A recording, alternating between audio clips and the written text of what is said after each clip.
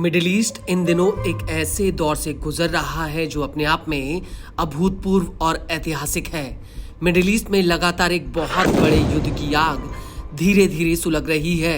Gaza से लगी युद्ध की आग अब एक विशाल रूप ले चुकी है, जिसकी चपेट में ईरान, लेबनान तक आ चुके हैं। लेकिन इस पूरे युद्ध में आज के जमाने की युद्ध नीति, साइबर हमले, आर्थिक दबाव और प्रॉक्सी लड़ाइयां बेहद ही अहम हैं।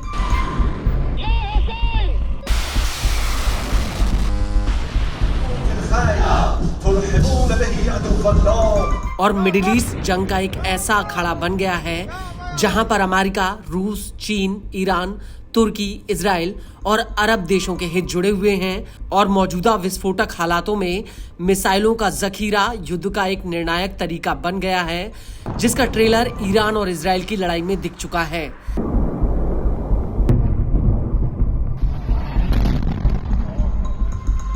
ऐसे में ये जानना बेहद ही जरूरी है कि मिडिल ईस्ट में आखिर मिसाइलों के मामले में कौन कितना ताकतवर है। तो आपको बता दें कि मिडिल ईस्ट में ईरान एक ऐसा देश है जिसके पास कई तरह की मिसाइलें हैं। ईरान ने सीधे अपनी सेना और अपने मुखौटा संगठनों के मार्फत इन मिसाइलों को तैनात कर रखा है। यमन में हूती, लेबनान का हिजबुल्ला और इराक में शिया मिलिशिया ईरानी मिसाइलों को ताने हुए हैं।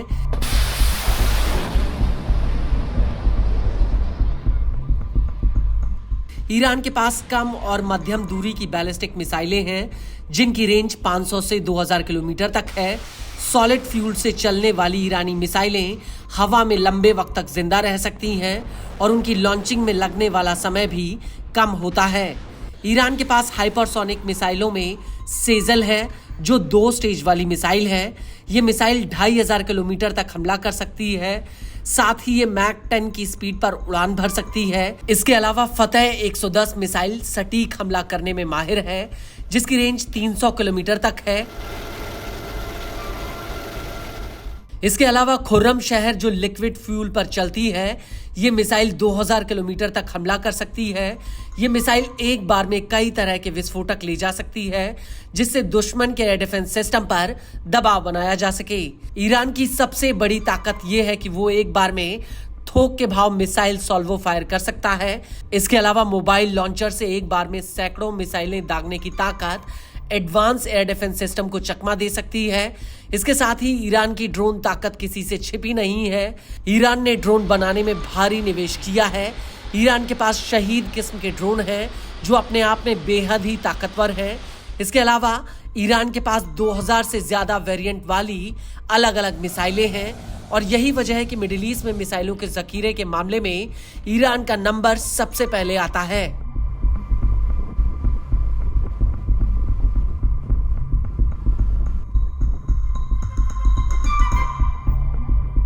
वहीं अगर इजराइल की बात करें तो इजराइल के पास कई तरह के एयर डिफेंस सिस्टम हैं, जिन्हें चरणबद्ध तरीके से तैनात किया गया है। और ऐसा माना जाता है कि इजराइल के पास परमाणु हथियार भी है, लेकिन कभी भी इजराइल ने यह बात कबूली नहीं है।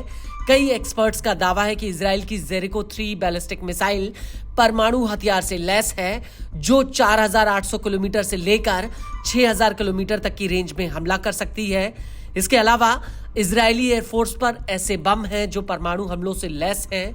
इजराइल के पास 300 से ज्यादा मॉडर्न जेट्स हैं, जिसमें F-15S, F-16S और 5वीं पीढ़ी के F-35S सबसे ज्यादा अहम हैं। ये जेट्स गाइडेड मिसाइलें, सटीक हमला करने वाले बम और हवा से वार करने वाली बैलिस्टिक मिसाइलों से लैस हैं।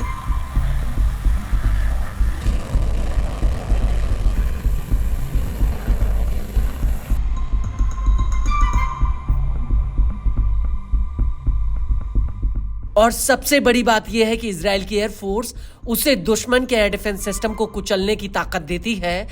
ईरान के साथ हुई जंग में इजरायली एयरफोर्स ने अपनी ये ताकत दिखाई थी। इजराइल के डेविड स्लिंग और एरो 3 एयर डिफेंस सिस्टम ने ईरानी मिसाइल और ड्रोन्स को इंटरसेप्ट करने में सक्रिय भूमिका निभाई थी। यहां तक कि बैलिस्टिक मिसाइल हमलों को भी इन एयर डिफेंस सिस्टम ने बेअसर कर दिया था। और सटीक हमला करने की ताकत, परतों में हवाई सुरक्षा और परमाणु हथियारों का जखीरा इजरायली सेना को मिडिल ईस्ट में सबसे ज्यादा ताकतवर बनाता है।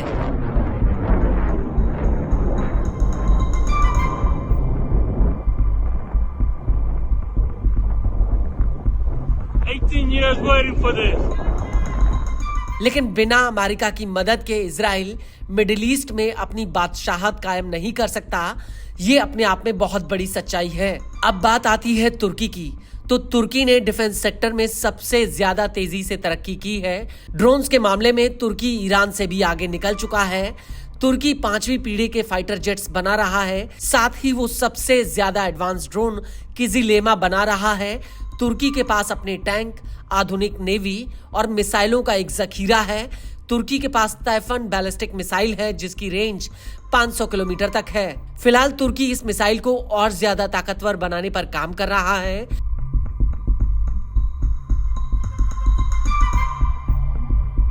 तुर्की इस मिसाइल को रूस की इस्कंदर मिसाइल के जैसे में बनाने में लगा हुआ है, जिसे इंटरसेप्ट करना बेहद ही मुश्किल है। ये मिसाइल सबसे ज्यादा अहम टारगेट्स पर हमला करने के लिए बनाई गई है।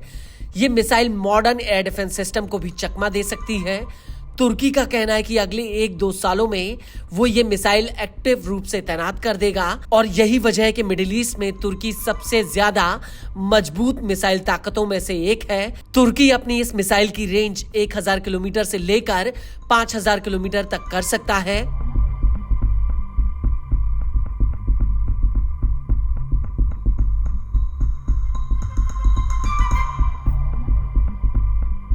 अब बात आती है सऊदी अरब की। तो सऊदी अरब मिसाइलों के ज्यादातर मामलों में विदेशी सप्लाई पर निर्भर है।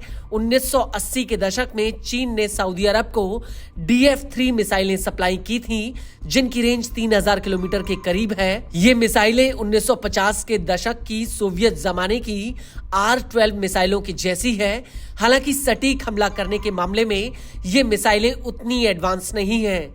लेकिन कई रिपोर्ट्स में यह दावा किया गया है कि सऊदी के पास मौजूदा समय में मॉडर्न किस्म की ये सॉलिड फ्यूल वाली मिसाइलें हैं, जिनकी रेंज 2100 किलोमीटर तक है। ये मिसाइलें पिछले वर्जन के मुकाबले ज्यादा मोबाइल, ज्यादा सटीक हमला करने में कारगर हैं। लेकिन सबसे खास बात यह है कि सऊदी अरब ने कभी भी परमाणु हथियार विकसित नहीं किया।